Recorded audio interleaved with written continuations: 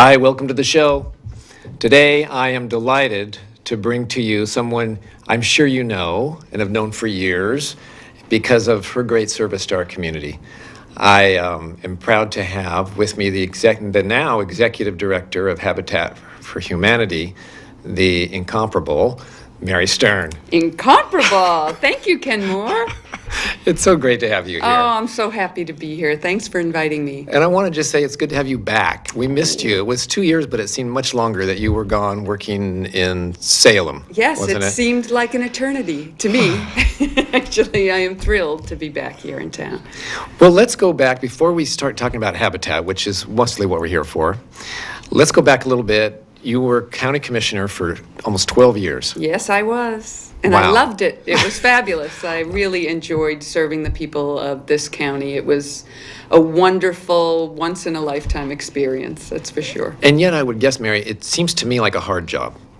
At times, it was very hard. Other times, it was easy. Yeah, there were lots of important issues that we had to struggle with, and issues like PERS, how are we going to make these PERS payments, or land use issues that would come up, like you think about the gravel pits out in Grand Island, difficult issues that we had to struggle with, providing mental health care to the people in need in our community, public safety issues, and being able to find enough funding to provide the services that we needed. It was all, it could always be a struggle, but there are great folks who work for the county, all pulling together to move this county forward. The citizens were so supportive, and I couldn't have asked for a better job.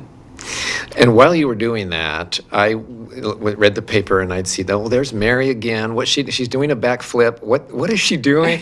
Oh, it's for YCAP. She's raising money. Yes. And that took place during your tenure as a commissioner. It did. Actually, one of my first assignments when I was elected as commissioner was to be on the YCAP board. They always had a third of their board is made up of elected officials, 1/3 of users of the system, clients, and then 1/3 of just folks from the community, of community members. So there had always been, since the inception of YCAP, been a county commissioner on the board. So when I came in, unbeknownst to me, the board at YCAP in the December of 2002, before I came into office in 2003, they voted me in as a board member. So I just became a board member as soon as I took office. So it was fabulous. It was a great experience. I loved the organization. It was really near and dear to my heart because of issues that had occurred with my family growing up and needing support services like the ones YCAP offered. And after being there for a while, realized they needed a new building, and so left the board to head up their capital campaign. And after raising $1 million, I learned how to do cartwheels, $2 million, backflips, $3 million. I danced with fire. And then we raised $3.2 million, and a large portion of that, probably close to half of that, from the community itself. $1.5 million Yeah. came from our county. Yeah, it was just incredible. The generosity of people in this community is just astounding. It really is. It's really a monument to that, the YCAP organization. Yep. Yeah, and to And- this community. It's the community's building, which is what's so wonderful. And you don't go a week without hearing about something that they're doing, something that they're up to, something they're concerned about, some benefit they're doing in the community, or something they're asking you to come and help with. I've been involved, and I see so many of the community is YCAP centered. Yep, it's great. It is Yeah. incredible. So as a commissioner, you had some other, I would say, wins. The evidence-based sentencing. Tell us about that. Well, the Evidence-Based Decision-Making Initiative, Thank the you. EBDMI, really was we were one of 7 jurisdictions, 7 counties nationwide who were selected to participate in this, and to really take a close look at our criminal justice system, from the very beginning where a police officer pulls someone over to the very end where somebody is let off of post-prison supervision, and every single point in between. what could we be doing differently? What could we be doing smarter and more efficiently? Saving money in the system, yet getting better outcomes. And so worked with a great group of people, Judge Collins and Sheriff Crabtree and the District Attorney Brad Berry and our Health and Human Services Director, Silas Halloran Steiner, our Community Corrections folks, Ted Smetana and Jessica Beach, Deborah Bridges, our Victim Services Manager. So just a great group of people who have continued that work even after I left. So, and after Sheriff Crabtree left, Sheriff Svensson stepped in. So this group has really continued moving the dial and doing things smarter here in Yamhill County when it comes to the criminal justice system. So evidence-based sentencing, can you give us a little bit of an idea of maybe what changes were made as a result of really doing these examinations? Yeah, it's not just the sentencing aspect, but it's the evidence making any decision that you make. So do we need to hold somebody pre-trial if they're not a flight risk and a danger to the community? Why are we holding them? It costs us money to do that. It also can have further costs. Say the person is incarcerated and then loses their job because they can't go to work. They lose their health benefits. There are all these losses that then have a cost to the system down the line. So if we can measure and say, okay, we're going to release these types, people who have committed these types of crimes, and we're going to remind them that they have to appear for, their court dates. Are they returning to court? Are we having the better outcomes with them pre-trial? The same thing can be said, when it comes to sentencing, being able to measure the outcomes or what programs they're involved in after they've been sentenced. What are the outcomes? Are there, how's the recidivism rate after the fact? So it's using data, using evidence to inform the decisions that are made in the whole realm of the criminal justice system. And one of 7 jurisdictions in the country. Right. So really pioneered. I think they picked Yamhill County because of the strength of its participants. I think that's true. The leadership, the policy team, as we were called, they came in and interviewed all of us before they made the selection and made sure that everybody was on board, and we were unified in our approach and in wanting to do the right thing for the public and for the safety of the community. Well, okay. We could go on and on about you as a commissioner. But let's not. Okay. Let's talk about Habitat. Let's not leave it before I say thank you. Okay. Thank you for all that. Well, it really was my pleasure. It was. Then you left us. You went did. to Salem. You went to the Association of Oregon Counties. Correct. And you worked for them. And tell us about what that was like. Just give us an overview. So for 2 years, I was a policy manager with AOC, the Association of Oregon Counties. So all 36 counties in the state belong to this organization. It's a membership organization. And I had been involved with it as a commissioner and actually was the president of the organization in 2013. And as a commissioner, as a you commissioner. were president of the association. Right. And then I went to work for them in 2014, at the end of May of 2014, and was a policy manager in the areas of community and economic development, which includes housing, and then transportation. So I would staff the steering committees that the organization had. So commissioners were members of this. So I got to keep all those relationships I had established with so many commissioners from across the state. And it was really great to work with these people. The staff at AOC is fabulous, and also was a lobbyist. I know it's a bad word, but but we didn't see ourselves as a special interest group. The counties, we're really a partner of the state in providing so many services together for the state. Health and Human Services, all of those services we provide, a lot of that funding comes from the state and federal government. We are partners. We're not just a special interest group. And there's so many other areas where we were partners with the state in providing services. So it was great. So I was there for 2 sessions and really missed being involved in my own community. Now, I thought I could still serve my community just on a broader level, but I just missed being here. And I think it hit home when I saw the pavers at the McMinnville Public Library And those beautiful, they look like books, and you have your name on them and the title of the book and who donated it. And I had no idea it was going on. And I saw them after the dedication. I read about it in the newspaper and went down there and looked, and I thought, how did I not know this was happening? Once upon a time, I would have been the first one they asked to buy a paver, and I just didn't even know about it. So I was so upset. So I thought, that's it.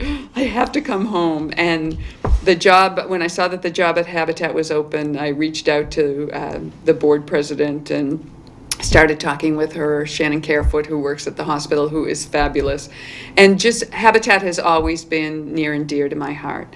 I was on their board of directors when I was a county commissioner. After I was first a commissioner, I think I served one term, probably 3 years, maybe 2003 to 2006.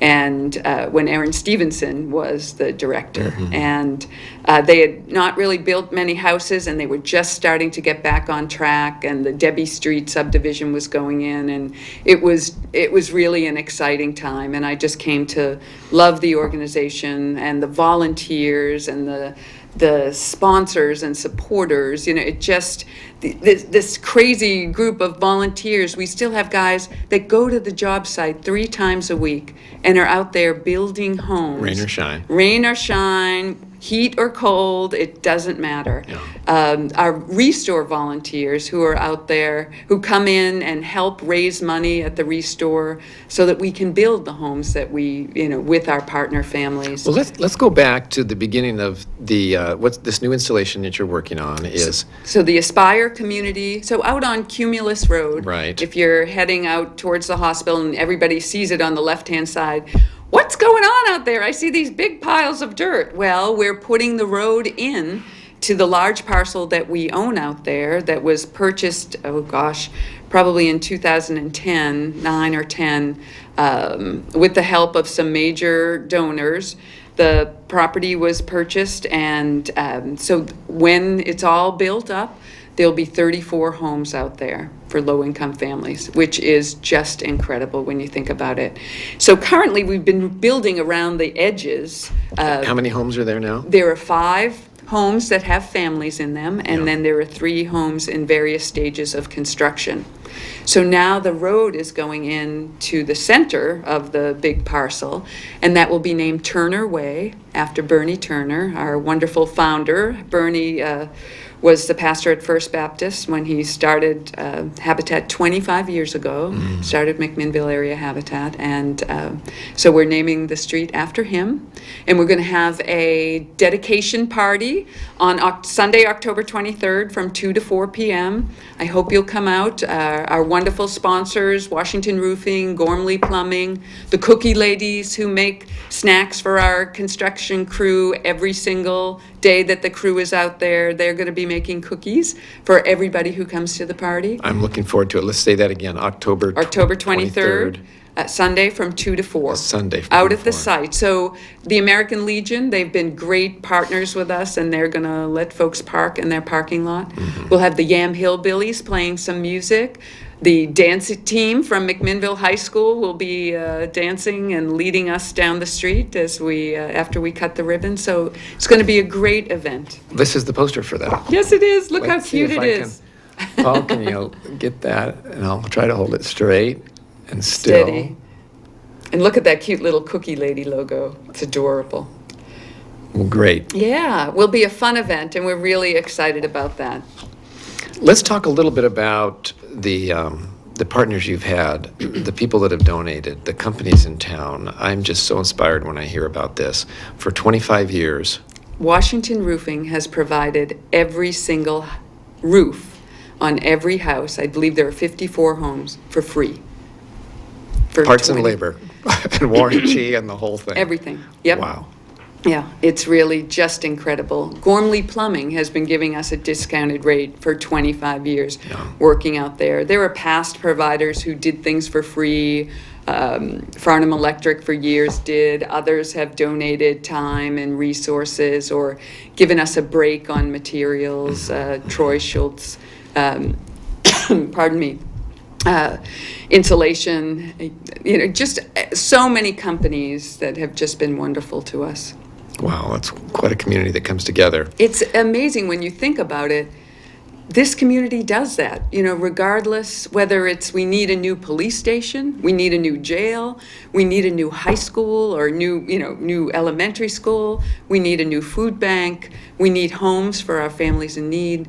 This community stands up and comes together, and it is amazing to watch. Tell us about the process. How does a family get into a home? I mean, that no home exists and a family doesn't have a home. How does the home happen and that get together? We have, when we know we're going to be ready and working towards building, we accept applications from families, and they have to meet some pretty stringent requirements.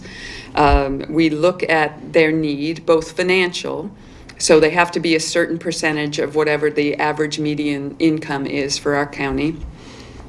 And the circumstances where they're living now, that it has to show that they have a need as well. They will have to be able to afford to pay a mortgage that will be no more than 30% of their income. They have to have a stable job. They'd have to pay also their taxes and then any other fees associated, like the Homeowners Association, which we will have one out at the Aspire development.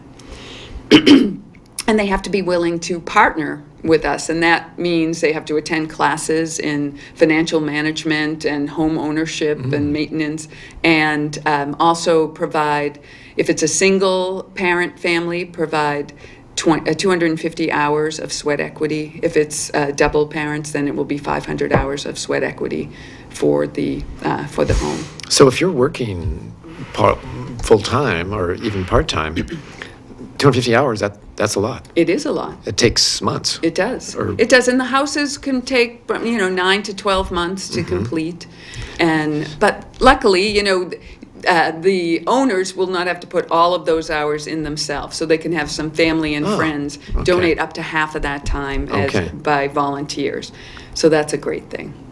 Now, I'll go ahead, you can drink the water there. Being in a home has some distinct advantages for outcomes of families. I think you were giving me some statistics about that. Would you?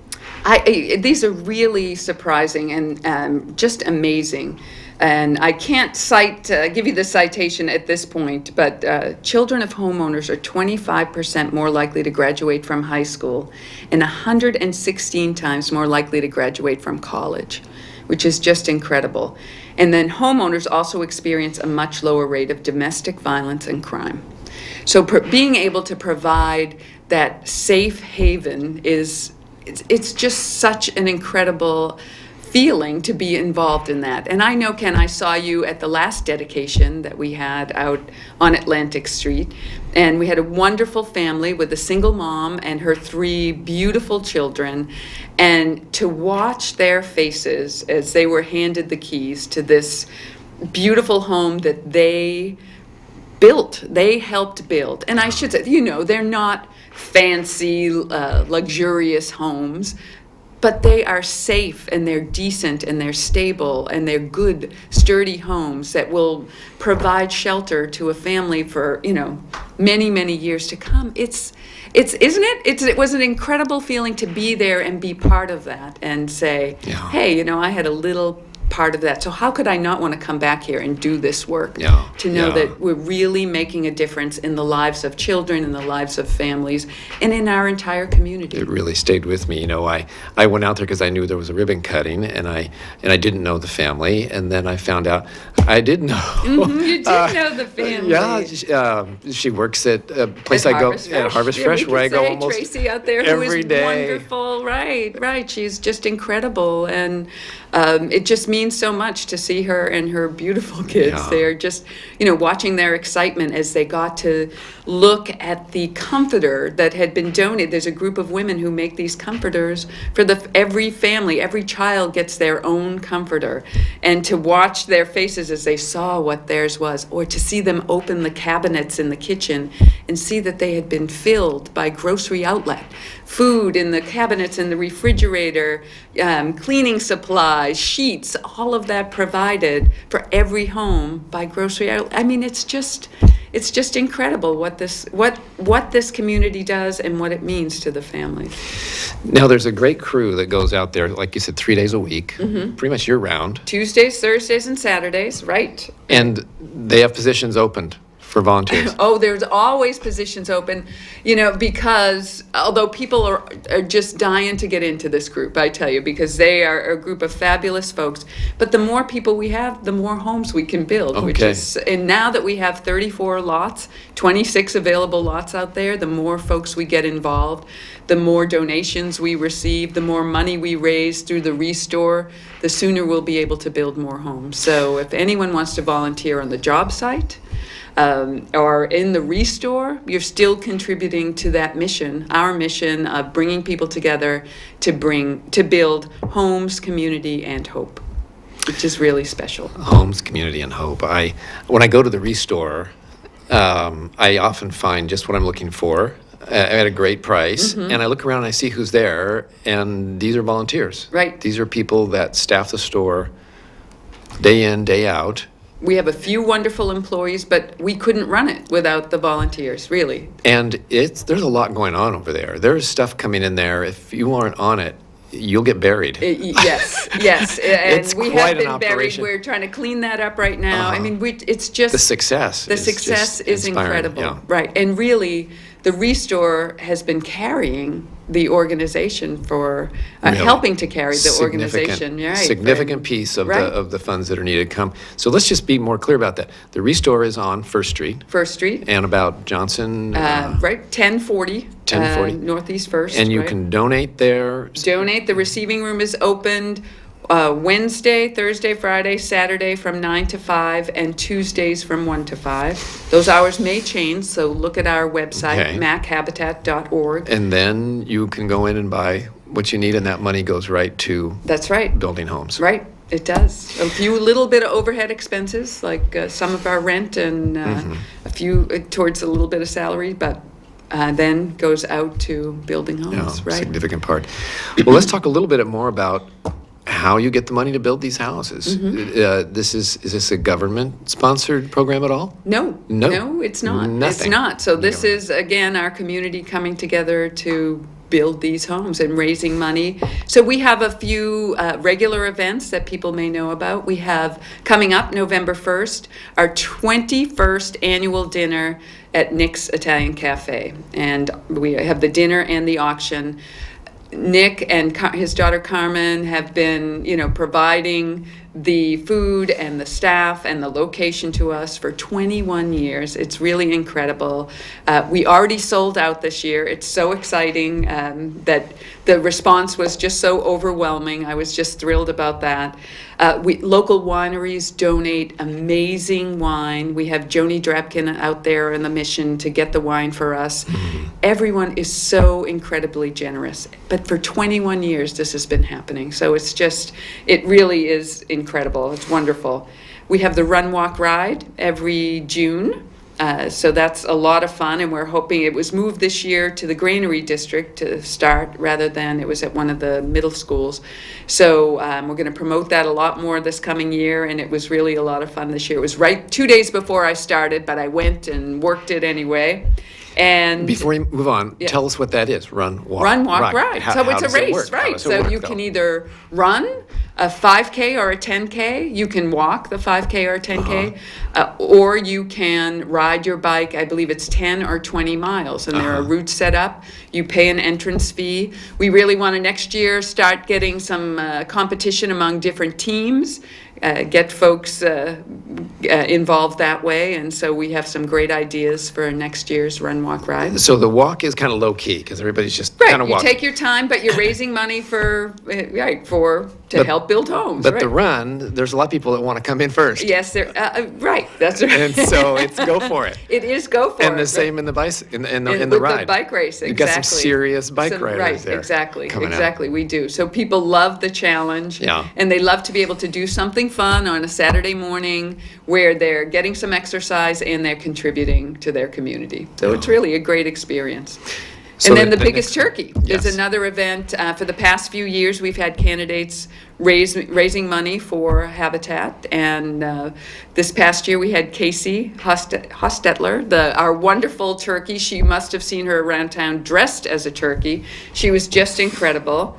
And the year before, we had Captain Tim Svensson. So he did a terrific job for us as well. So we're looking, I got my eyes open for trying to find the right candidate to be our biggest turkey next year. It will not be me, I'll say that. But not next year, maybe after that. But I'm looking forward to that. yeah, it will be fun. Ken, if you want to be our biggest turkey, you can think about that as well. Thank you. Well, let's talk a little bit about, and we've talked about the Restore, how that money helps build houses. We've talked about the fundraisers, and that money helps build houses. That's it. It's our responsibility in this community. If we want to help with affordable housing, those are the ways that we Those can. are the ways, or just through donations. And we send out our e-newsletter. We're going to have that on a more regular basis now. We'll have probably 4 newsletters a year. One that will be mailed, that will be like an annual report, and we expect that in the final quarter of this year. And then 3 e-newsletters that will go out over the online for people, and people can donate that way. There'll be a direct mail probably at the end of the year, and maybe another one. And so we have a new resource development committee that we've pulled together. Citizen Volunteer Committee. Yes. Resource Development Resource Committee. Development Committee. So I dragged some of my old partners in crime from my YCAP capital campaign. So Lee Howard, former vice president at Linfield, and Erin Stevenson, former director of Habitat, and now owner of Third Street Flats with her partner. And so they're involved, and we have a few other folks that we're getting involved as well. There's a lot of moving parts. There- It sounds like. Yes! And now, who supervises all the buying of all the material? I mean, there's a lot of organization that goes there, and decisions must be made about how much we're going to spend on the type of finish that we're going to have. Right. Are all those decisions already coded, or? Pretty much made. When they decided to build the Aspire development out there on Cumulus and Atlantic, they made decisions about the types of materials and and colors and all of those things. So we're working now. We'll probably get some new designs for the houses moving forward after the last one where the foundation is poured is built. But there'll be a coordinated color scheme, and it's, as I said, these aren't luxurious homes, but they are going to be safe, affordable, decent homes. So with good quality materials that will be energy efficient. Well, I have been to 2 of the ribbon cuttings there, and I must say it's inspiring. It's inspiring to see the community come together in service of, and then you get to meet the folks that have worked hard Right. to be there. Right. And it's really it's a hand up, and It is, and you- not a handout. It's true what they say about it. you leave feeling like, wow, that is really a good story about to begin. Right. And to Beautiful think beginning. you can be involved in that, right? It just, whether you want to swing a hammer or ring up some goods in the Restore or just make a donation or bake some cookies. or hang out with Mary Stern. Yeah, hang out with me. That would be fun. Want to be our biggest turkey? You can do that. All right. Well, it's been great to hear. Anything you want to add that's inspired you, or a story that you didn't expect? Something that came to you that just touched your heart? Oh, well, this community inspires me. It really does. I mean, in the outpouring of support and love that I felt, from the minute I announced or the newspaper announced that I was coming back to work for Habitat, just has been amazing. Folks who, a few who had fallen away, reached out and said, I want to get back involved, I want to help, I want to contribute, and it's so heartwarming, and it makes, we live in the best place in the world. And that's, that's another thing. We have the love Mac, live Mac. Everybody who loves McMinnville should be able to live here, shouldn't they? And so, we're doing our little part at Habitat to make that happen, and it's Yes, you are. very exciting. It's a big part. It's exciting to have you back. Thanks so much for being here. Thank you, Ken. I'm so glad to be here.